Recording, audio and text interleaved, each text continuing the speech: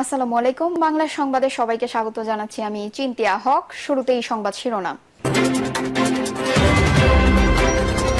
ঢাকায় বিএনপির 2 দিনের কর্মসূচি ঘোষণা। এদিকে বিএনপি নেতাদের সঙ্গে বৈঠকে অস্ট্রেলিয়ার হাই কমিশনার। জানাবো আওয়ামী লীগের লুটপাটের কারণে ভয়াবহ লোডশেডিং, বলছেন খসরু। জানিয়ে দিব তৌফিক-ই ইলাহী 4 দিনের রিমান্ডে। এবং সর্বশেষ জানাবো বিএনপি হতাশ হলেও চাপে রাখতে থাকবে রাজপথে। দর্শক শুনছিলেন সংবাদ শিরোনাম, এবারে বিস্তারিত। ঢাকায় বিএনপির 2 দিনের কর্মসূচি ঘোষণা। আন্তর্জাতিক গণতন্ত্র দিবস এবং ছাত্র জনতার অভ্যুত্থানে ও বিগত 17 বছর স্বৈরাচারের বিরুদ্ধে গণ আন্দোলনে নিহতদের স্মৃতির প্রতি শ্রদ্ধা জানিয়ে 2 দিনের কর্মসূচি ঘোষণা করেছে বিএনপি। জাহিদ হোসেন জানান, ছাত্র জনতার অভ্যুত্থানে নিহত এবং বিগত 17 বছর স্বৈরাচারের বিরুদ্ধে গণ আন্দোলনে নিহত হয়েছেন তাদের স্মৃতির প্রতি শ্রদ্ধা জানিয়ে বিএনপির উদ্যোগে আগামী 14 সেপ্টেম্বর কেন্দ্রীয় শহীদ মিনারে স্মরণ সভা অনুষ্ঠিত হবে। বিকেল 3টা থেকে 5টা পর্যন্ত এই সভা অনুষ্ঠিত হবে। এছাড়া 15 সেপ্টেম্বর আন্তর্জাতিক গণতন্ত্র দিবস উপলক্ষে বিএনপির উদ্যোগে সমাবেশ অনুষ্ঠিত হবে। এই সমাবেশের স্থান এখনো নির্ধারণ করা হয়নি, তবে নয়াপল্টন কিংবা সোহরাওয়ার্দী উদ্যান, এই 2টি স্থানের যে কোনো একটিতে এই সমাবেশের আয়োজন করা হবে বলেও জানান তিনি। বিএনপি নেতাদের সঙ্গে বৈঠকে অস্ট্রেলিয়ার হাই কমিশনার। বিএনপি মহাসচিব মির্জা ফখরুল ইসলাম আলমগীর ও দলটির আন্তর্জাতিক বিষয়ক কমিটির সদস্যদের সঙ্গে বৈঠকে বসেছেন ঢাকায় নিযুক্ত অস্ট্রেলিয়ার হাই কমিশনার নাদিয়া সিম্পসন। অস্ট্রেলিয়ার হাই কমিশনার নাদিয়া সিম্পসনের সঙ্গে রয়েছেন ঢাকার অস্ট্রেলিয়ার হাই কমিশনের deputy head of mission Clinton পোপকে ও প্রথম সচিব লারা অ্যাডাস। আওয়ামী লীগের লুটপাটের কারণে ভয়াবহ লোডশেডিং, বলছেন খসরু। বিগত আওয়ামী লীগ সরকারের লুটপাট ও লাখ লাখ টাকা অর্থ পাচারের কারণেই দেশে বিদ্যুতের লোডশেডিং ভয়াবহ বেড়েছে বলে মন্তব্য করেছেন বিএনপির স্থায়ী কমিটির সদস্য আমির খসরু মাহমুদ চৌধুরী। ঐক্যবদ্ধ আন্দোলনে শেখ হাসিনা সরকারের পতন হয়েছে দাবি করে আমির খসরু বলেন, লোডশেডিং এর দায় আওয়ামী লীগ সরকারকে নিতে হবে। একদিনেই এই সমস্যার সমাধান অন্তর্বর্তী সরকারের পক্ষে সম্ভব নয়, তাদের কিছুটা সময় দিতে হবে। তিনি বলেন, আগামী নির্বাচনের পর যারা যুগপৎ আন্দোলনের শরিক ছিল তাদের নিয়ে জাতীয় সরকার গঠন করা হবে। সেই সরকার 31 দফা কর্মসূচি বাস্তবায়ন করবে, রাষ্ট্র সংস্কারের কাজ এগিয়ে নেবে। ঘোষিত 31 দফা সংস্কার কর্মসূচির বিষয়ে সারা দেশে তৃণমূলে যাওয়া হবে, জনমত তৈরি করা হবে, অন্তর্বর্তী সরকারকে সব রকমের সহযোগিতা করা হবে, যোগ করেন আমির খসরু। গণতান্ত্রিক বাংলাদেশ বিনির্মাণে সবাইকে ধৈর্য ধরার আহ্বান জানিয়েছেন বিএনপির এই নেতা। গণ অধিকার পরিষদের সভাপতি নুরুল হক নূর বলেন, এই সরকার কতদিন থাকবে তা নিয়ে আলোচনা হয়েছে, যৌক্তিক সময়টা বিবেচনা করা হবে। শিক্ষা প্রতিষ্ঠানে অস্থিরতা তৈরির চেষ্টা চলছে উল্লেখ করে তিনি বলেন, এর পেছনে পতিত স্বৈরাচারের যোগসূত্রতা পাওয়া যাচ্ছে, সবাইকে সতর্ক থাকতে হবে। তৌফিক-ই ইলাহী 4 দিনের রিমান্ডে। বৈষম্য বিরোধী ছাত্র আন্দোলনের গুলিতে নিহত সুমন শিকদার হত্যা মামলায় গ্রেফতার সাবেক প্রধানমন্ত্রী শেখ হাসিনার বিদ্যুৎ ও জ্বালানি উপদেষ্টা তৌফিক-ই ইলাহী চৌধুরীর 4 দিনের রিমান্ড মঞ্জুর করেছেন আদালত। মামলার সুষ্ঠু তদন্তের জন্য 10 দিনের রিমান্ডে নিতে আবেদন করেন মামলার তদন্তকারী কর্মকর্তা। শুনানি শেষে ঢাকার মেট্রোপলিটন ম্যাজিস্ট্রেট আলী হায়দার 4 দিনের রিমান্ড মঞ্জুর করেন।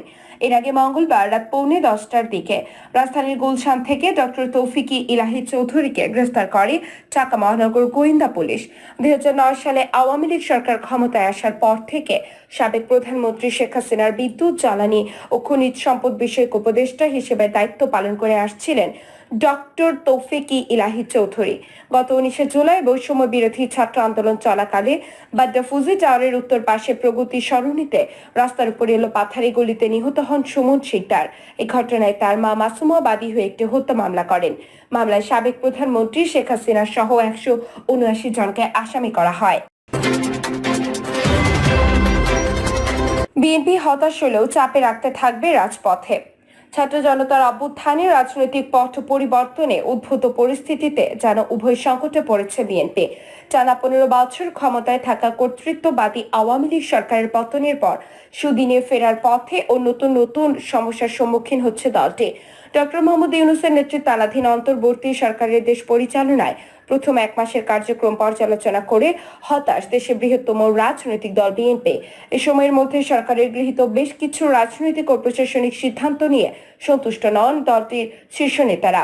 গত সোমবার দলের সর্বোচ্চ নীতি নির্ধারণী ফোরাম জাতীয় স্থায়ী কমিটির বৈঠকে এমন অভিমত ব্যক্ত করেছেন নেতারা। তবে আপাতত হতাশ হলেও চাপে রাখতে রাজপথে থাকার কৌশল নিয়েছে বিএনপি।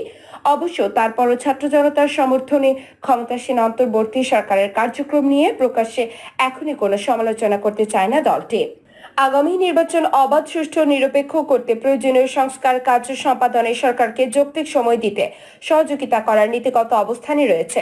এই সরকারের নেতৃত্বে সুষ্ঠু নিরপেক্ষ নির্বাচনের মাধ্যমে গণতান্ত্রিকভাবে নির্বাচিত সরকার প্রতিষ্ঠিত হওয়ার আশা ব্যক্ত করে সমর্থন দিতে চায় দীর্ঘদিন ক্ষমতার বাইরে থাকা বিএনপি। দলীয় সূত্র জানিয়েছে, অন্তর্বর্তী সরকারের রাষ্ট্র সংস্কারের কার্যক্রম নিয়ে প্রশ্ন রয়েছে বিএনপির। দলটি চায় অনির্বাচিত অন্তর্বর্তী সরকার শুধু অবাধ ও সুষ্ঠু নির্বাচনের জন্য নির্বাচন সংশ্লিষ্ট সংস্কার কাজ সম্পন্ন করবে। এই সরকারের নেতৃত্বে সুষ্ঠু নিরপেক্ষ নির্বাচনের মাধ্যমে গণতান্ত্রিক নির্বাচিত সরকার প্রতিষ্ঠিত হওয়ার আশা ব্যক্ত করে সমর্থন দিতে চায় দীর্ঘদিন ক্ষমতার বাইরে থাকা বিএনপি। দলীয় সূত্র জানিয়েছে, অন্তর্বর্তী সরকার রাষ্ট্র সংস্কারের কার্যক্রম নিয়ে প্রশ্ন রয়েছে বিএনপির। দলটি চায় অনির্বাচিত অন্তর্বর্তী সরকার শুধু অবাধ ও সুষ্ঠু নির্বাচনের জন্য নির্বাচন সংশ্লিষ্ট সংস্কার কাজ সম্পন্ন করবে। এর বাইরে সংবিধান সংশোধন সহ রাষ্ট্রের সুশাসন নিশ্চিত করতে অন্যান্য গুরুত্বপূর্ণ সংস্কার কাজ জনগণের ভোটে নির্বাচিত সরকার জাতীয় সংসদে ভোটাভুটির মাধ্যমে করার পক্ষে তারা। একই সঙ্গে প্রশাসনিক সচিব পদ সহ বিভিন্ন গুরুত্বপূর্ণ পদে নিয়োগ, পদোন্নতি ও রদবদলের ক্ষেত্রে পুরোপুরি সন্তুষ্ট নয় দলটি। এক্ষেত্রে আওয়ামী লীগের ফ্যাসিবাদী শাসনকে সমর্থন ও সহযোগিতাকারী কর্মকর্তারাও স্থান পাচ্ছেন বলে অভিযোগ করেন দলটির নেতারা। একই সঙ্গে বৈষম্য বিরোধী ছাত্র আন্দোলনের উদ্যোগে নতুন রাজনৈতিক সংগঠনের আত্মপ্রকাশ এবং জামায়াতে ইসলামী তৎপরতাকেও সন্দেহের চোখে দেখছে বিএনপি। এই পরিস্থিতিতে অন্তর্বর্তী সরকারের 1 মাসের কার্যক্রম মূল্যায়ন করে রাজপথে থেকে সরকারের উপর চাপ তৈরির কৌশল নিয়েছে বিএনপি। সরকারকে সমর্থনের পাশাপাশি আগামী নির্বাচনের রোড ম্যাপ ঘোষণা ছাড়াও রাষ্ট্র সংস্কারের বিভিন্ন বিষয়ে দাবি নিয়ে মাঠে থাকার সিদ্ধান্ত নিয়েছে। এর অংশ হিসেবে আন্তর্জাতিক গণতন্ত্র দিবস উপলক্ষে আগামী রোববার ঢাকায় সমাবেশ করবে দলটি। এছাড়া সাংগঠনিক শক্তিশালী করতেও নানা কার্যক্রম শুরু করার সিদ্ধান্ত নিয়েছেন হাইকমান্ড। অভ্যন্তরীণ ঐক্যের পাশাপাশি সমমনা অন্যান্য দল ও জোটের সঙ্গে সম্পর্ক বাড়াতে উদ্যোগ গ্রহণ করেছেন শীর্ষ নেতারা। আগামী নির্বাচনে ক্ষমতা এলে জাতীয় সরকার, দ্বিকক্ষ বিশিষ্ট জাতীয় সংসদ সহ আগের ঘোষিত 31 দফা বাস্তবায়নে আশ্বাস দেওয়া হচ্ছে। বিএনপির স্থায়ী কমিটির সদস্য আমির খসরু মাহমুদ চৌধুরী গতকাল মঙ্গলবার সমকালকে বলেন, অন্তর্বর্তীকালীন সরকারের 1 মাসের কার্যক্রম মূল্যায়ন করার মতো এখন পর্যন্ত উল্লেখযোগ্য কিছু দেখছি না। আশা করি শিগগিরই তাদের কর্মপরিকল্পনা ঘোষণা করলে তারপর কিছু বলা যাবে। স্থায়ী কমিটির বৈঠকের সিদ্ধান্ত সম্পর্কে কিছু বলতে অপারগতা প্রকাশ করেন তিনি। বিএনপির স্থায়ী কমিটির অপর সদস্য সেলিমা রহমান বলেছেন, দলের জাতীয় স্থায়ী কমিটির বৈঠকে আলোচ্য বিষয় সম্পর্কে দলের মহাসচিব গণমাধ্যমকে অবহিত করবেন। নাম প্রকাশ না করে বিএনপির নীতি নির্ধারককে কয়েকজন নেতা সমকালকে জানান, ফ্যাসিবাদ উৎখাতে যে রাজনৈতিক শক্তিগুলো ছিল বিএনপির মিত্র, নির্বাচনের মাধ্যমে বিএনপি ক্ষমতায় আসা নিশ্চিত হওয়ার তাদের বেশিরভাগই এখন ঈর্ষান্বিত। এই ঈর্ষা যতটা না সচেতন ভাবে তারা চর্চা করে, তার বাইরে অনেক অবচেতন ভাবে তা চর্চা করছে। সে কারণে দ্রুত নির্বাচনের চেয়ে দীর্ঘমেয়াদী সংস্কারকে গুরুত্ব দিচ্ছে তারা। সাম্প্রতিককালে বৈষম্য বিরোধী ছাত্র আন্দোলনের কয়েকজন ছাত্রনেতা, অন্তর্বর্তী সরকারের 2-1 উপদেষ্টা এবং জামায়াতে আমিরের বক্তব্যের মধ্যে একই সুর রয়েছে। অন্যদিকে 15 বছরের তৃণমূল নেতাকর্মীর একটি অংশ এখনো বিএনপির কঠোর নির্দেশনার আওতার বাইরে রয়েছে। এই দুর্বলতায় বিএনপির ঈর্ষান্বিত মিত্ররা এখন লাগাতার গণমাধ্যমে সংবাদের যোগান দিয়ে চলছেন। এই পরিস্থিতি স্বাভাবিক চলার পথকে অপরিচিত করে তুলছে। বিএনপির ভারপ্রাপ্ত চেয়ারম্যান তারেক রহমান রোববার সাতক্ষীরায় দলীয় সমাবেশে ভার্চুয়াল বক্তব্যে বলেছেন, দেশের জনগণের ভোটের অধিকার প্রতিষ্ঠিত না হওয়া পর্যন্ত বিএনপি আন্দোলন অব্যাহত থাকবে। দেশের মানুষের জন্য কাজ করতে হলে, তাদের সম্ভাবনার দ্বার প্রান্তে নিয়ে যেতে হলে বলে জনগণের সরকার দরকার। জনগণের অভ্যুত্থানে স্বৈরাচার ঠিকই পতন হয়েছে, কিন্তু আমাদের কাঙ্ক্ষিত লক্ষ্য অর্থাৎ জনগণের রাজনৈতিক অধিকার এখন অর্জিত হয়নি।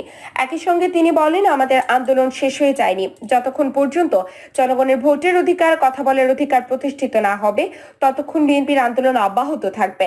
যতক্ষণ পর্যন্ত জনগণের সরকার প্রতিষ্ঠিত না হবে, জনপ্রতিনিধিরা দেশের উন্নয়নে ও মানুষের উন্নয়নের কাজ করার সুযোগ না পাবে, ততক্ষণ বিএনপির আন্দোলন অব্যাহত থাকবে। দেশের বর্তমান পরিস্থিতি এবং করণীয় বিষয়ে দলের সর্বোচ্চ নীতি নির্ধারণী ফোরাম জাতীয় স্থায়ী কমিটির সভা সোমবার অনুষ্ঠিত হয়। ওই সভায় অন্তর্বর্তী সরকারের 1 মাসের কার্যক্রম পর্যালোচনা করেন নেতারা। সেখানে তারা বলেন, দেশে প্রাতিষ্ঠানিক সংস্কার কাজ শুরু হয়নি। প্রশাসনের বিভিন্ন স্তরে স্বৈরাচারের সহায়করা রয়ে গেছে। এজন্য দ্রুত এই ব্যাপারে অন্তর্বর্তী সরকারের পদক্ষেপ আশা করছেন তারা। বৈঠকের শুরুতে অন্তর্বর্তী সরকারের গত 1 মাসের কার্যক্রম নিয়ে পর্যালোচনা করা হয়। সেখানে একজন উপদেষ্টার পিএস এর ব্যাপারে বিএনপির পর্যবেক্ষণ তুলে ধরে স্থায়ী কমিটির এক সদস্য বলেন, ওই পিএস আওয়ামী লীগ সরকারের আমলে একাধিক মন্ত্রীর পিএস ছিলেন। পরিবর্তিত পরিস্থিতিতেও সেই একই ব্যক্তি এখন আবার কিভাবে অন্তর্বর্তী সরকারের একজন উপদেষ্টার পিএস হলেন? ওই পদ থেকে তাকে দ্রুত প্রত্যাহার করা প্রয়োজন। অন্তর্বর্তী সরকার গত 1 মাসে জেলা প্রশাসক ও সচিব পর্যায়ে প্রশাসনিক যে রদবদল করেছে, তাতে আপত্তি রয়েছে বিএনপির। স্থায়ী কমিটির একজন সদস্য বলেন, এই রদবদল সর্বত্র নিরপেক্ষ হয়নি। এখানে অনেকেই আছেন যাদের স্বৈরাচারের সহায়ক শক্তি অথবা দোষর হিসেবে পরিচিতি রয়েছে। তাছাড়া এই প্রশাসনিক রদবদল নিয়ে বিএনপির সঙ্গে অন্তর্বর্তী সরকার আলোচনাও করেনি। নীতি নির্ধারকদের কেউ কেউ মনে করেন, অন্তর্বর্তী সরকার গত 1 মাসে প্রাতিষ্ঠানিক সংস্কারের কোনো উদ্যোগ নেয়নি। দ্রুততম সময়ে একটি অবাধ সুষ্ঠু নির্বাচন অনুষ্ঠানে যেটি তাদের মূল কাজ। কারণ ক্ষমতাচ্যুত আওয়ামী লীগ সরকার গত 15 বছরে গণতান্ত্রিক ও সাংবিধানিক সব প্রতিষ্ঠানকে ধ্বংস করেছে। প্রিয় দর্শক, এই ছিল মুহূর্তে আপডেট সংবাদ। পরবর্তী আপডেট সংবাদ পেতে চ্যানেলটিকে সাবস্ক্রাইব করে বেল আইকনটি ক্লিক করে আমাদের পাশেই থাকুন। এতক্ষণ সাথে থাকার জন্য অসংখ্য ধন্যবাদ।